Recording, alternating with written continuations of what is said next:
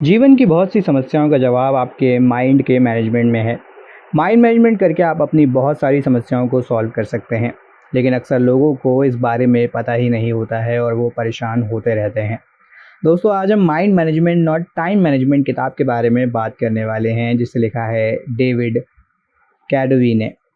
इस किताब की शुरुआत एक एनिमेटेड कहानी के साथ शुरू होती है, जिससे कि आपको ये समझ आए कि ये किताब और ये समरी आपकी कितनी मदद कर सकती है।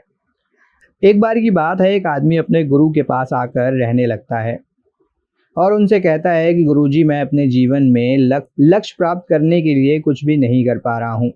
अक्सर मेरे दिन फालतू के कामों में बीत जाते हैं। इस परेशानी को ठीक करने में मेरी मदद कीजिए। गुरुजी ने उस आदमी को एक दूसरे संत का पता दिया और बोले, वहाँ जाओ, उनके साथ कुछ दिन बिताओ, तुम्हें इसका जवाब अपने आप मिल जाएगा। गुरु के कहने पर आदमी दूसरे संत के पास रहने चला गया। संत से जाकर उन्होंने कहा कि मुझे गुरुजी ने आपके साथ रहने और कुछ दिन आपकी दिनचर्या को देखकर सीखने के लिए भेजा है। इस पर संत सहमत हो गए और दोनों साथ रहने लगे। आदमी ने देखा कि साधु का जीवन आम लोगों की तरह ही था। वो कोई विशेष काम नहीं कर रहे थे। सिर्फ एक चीज ऐसी थी जिससे आदमी को हैरानी हुई कि संत हर रात सोने से पहले बर्तन को धोया करते थे और सुबह उठने के बाद भी ऐसा ही करते थे। कुछ दिनों तक ऐसा ही चलता रहा। एक दिन आदमी से रहा नहीं गया और उसने इसके बारे में संत से पूछा। तो संत ने जवाब दिया, मैं ऐसा इसलिए करता हूँ ताकि बर्तन गंदे ना रहें, और क्योंकि रात को भी इन पर धूल जमने की आशंका रहती है, इसलिए फिर उन्हें सुबह साफ करता हूँ। इसलिए मैं एक स्वस्थ जीवन को जी रहा हूँ। तुम्हारी परेशानी भी कुछ ऐसी ही है। तुमने अपने दिमाग में कई अलग अलग तरह के फालतू विचारों को भर रखा है, इसलिए तुम्हारे लक्ष्य के बारे में सोचना और उस पर ध्यान देने का समय तुम्हारे पास बचता ही नहीं है।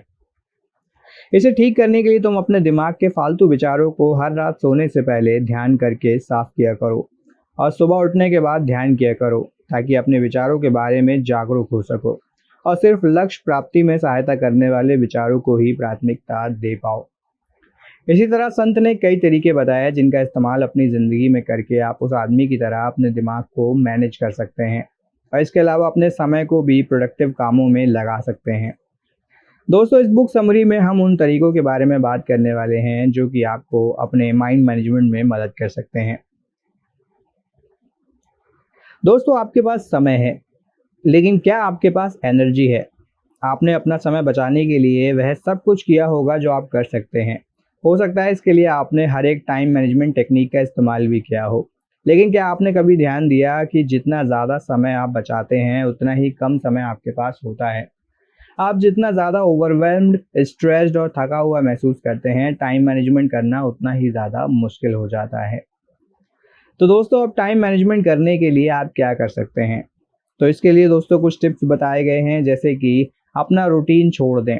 अपनी प्रोडक्टिविटी को बढ़ाने के लिए लॉन्च पैड के रूप में छिपे हुए पैटर्न का इस्तेमाल करें। सिर्फ 5 मिनट में वह करें जो आपको करने में पूरा दिन लगता है। अपने बेकार के टैलेंट को अपनी सबसे अच्छी सोच के साथ सबके सामने आने दें। टेक्नोलॉजी की पूरी पावर का इस्तेमाल करें जिसमें कोई भी डिस्ट्रैक्शन ना हो। एक अनक्लियर लेकिन सस्ता गैजेट आपकी महान शक्तियों के लिए शॉर्टकट हो सकता है, इसलिए तब भी चलते रहें जब कुछ गड़बड़ी आती है। अपने अगले बड़े आइडियाज़ को ढूंढने के लिए अनप्रेडिक्टेबल चीज़ें करें।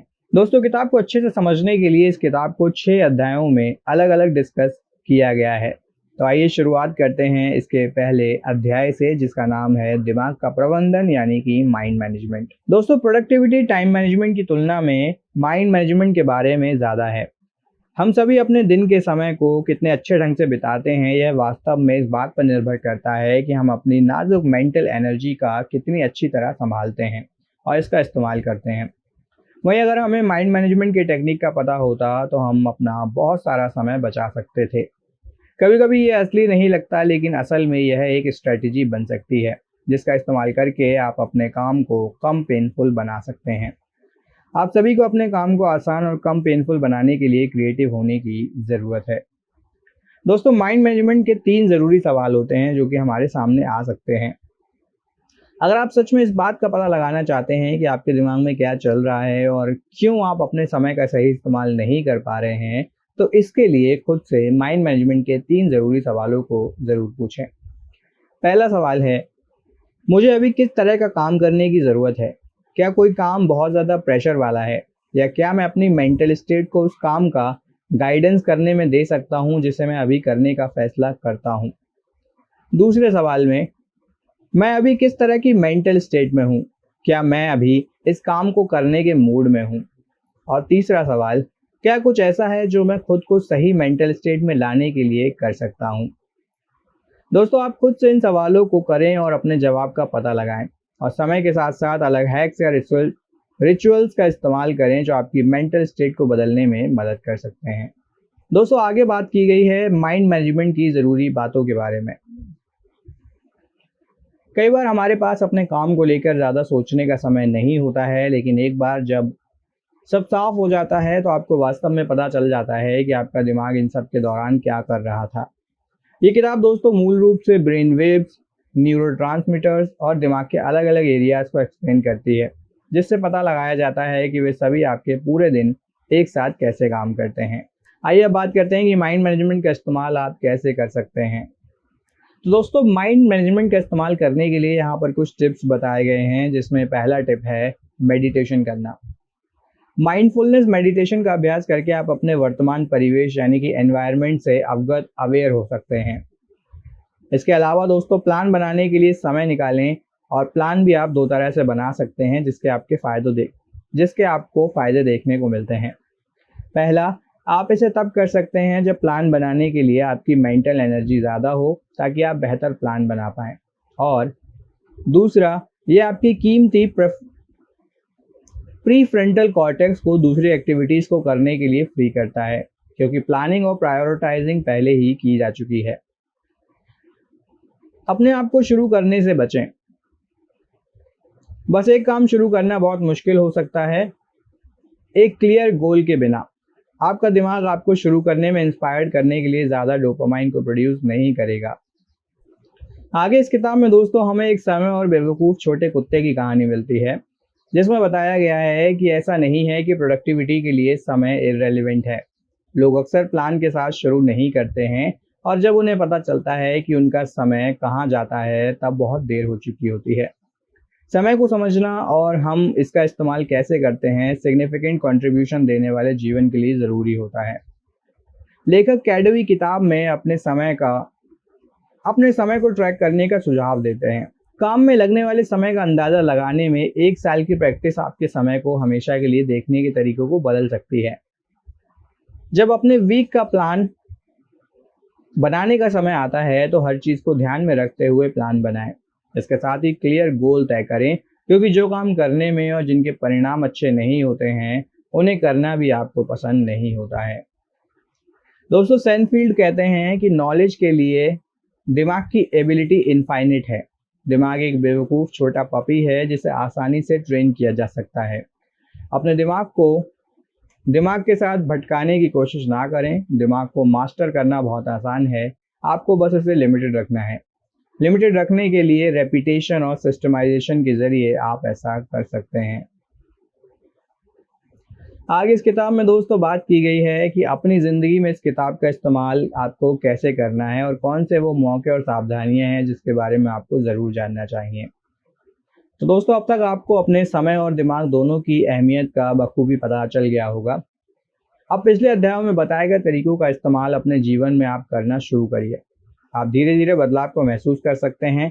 अपने माइंड को मैनेज करने के तरीके पर ध्यान दें, और अगली चीज़ को तय करते समय मेंटल स्टेट के ज़रिए कामों को देखकर फ़ायदा उठाएं। साथ ही मेंटल स्टेट के अनुसार काम करने के अपने कैलेंडर में समय को ब्लॉक करिए। अब अपने क्रिएटिव और एनालिटिकल काम पर काम करने के लिए दिन की शुरुआत में और प्रेफरेबली हफ्ते की शुरुआत में एक ज़्यादा ऑनेस्ट तरीका आप अपनाइए। प्रोक्रेस्टिनेशन वास्तव में एक प्रोजेक्ट को पूरा करने में फेलियर पैदा कर सकता है, जो आसान कदम दूर कर सकता है, लेकिन यह बचपन से जुड़े गहरे डर से भी आ सकता है। मेंटल हेल्थ के बिना मेंटल स्टेट्स का मैनेजमेंट नहीं किया जा सकता है। अंत में दोस्तों, अगर हम कंक्लूजन की बात करें तो दोस्तों, टाइम मैनेजमेंट से ज़्यादा माइंड मैनेजमेंट पर आपको ध्यान देना है। खुद से माइंड मैनेजमेंट के 3 ज़रूरी सवालों को आपको पूछना है। माइंड मैनेजमेंट के लिए दिमाग की ज़रूरी बातों का ध्यान रखिए। 10 मिनट तक किसी एक चीज़ पर काम करने के साथ प्लान बनाने के लिए समय निकालिए। पहचानिए कि अब आप किस मेंटल स्टेट में हैं। अपने दिमाग को समय के साथ धीरे धीरे ट्रेंड करिए। अपने जीवन में आई अपॉर्चुनिटीज़ और प्रिकॉशंस का ध्यान रखिए और इस तरह से अपने गोल्स को अचीव करने के लिए आगे बढ़ते रहिए। दोस्तों, इस किताब से हमने माइंड मैनेजमेंट करने के तरीकों के बारे में जाना है, जिसका इस्तेमाल करके आप अपने जीवन में बेहतर परिणाम हासिल कर सकते हैं। आपके बेहतर परिणाम आपके जीवन में काफ़ी प्रोडक्टिविटी को बढ़ाने में मदद कर सकते हैं। अब अगर आप भी अपने जीवन में सफल होकर बड़े बदलाव लाना चाहते हैं, तो किताब में बताए गए सभी तरीकों को अपने जीवन में इस्तेमाल ज़रूर करें। तो दोस्तों, इस वीडियो में इतना ही। आशा करते हैं कि आपको यह वीडियो इन्फॉर्मेटिव लगा होगा। वीडियो पसंद आया हो तो लाइक और शेयर करें और चैनल को सब्सक्राइब ज़रूर करें। तब तक के लिए आप सभी का धन्यवाद।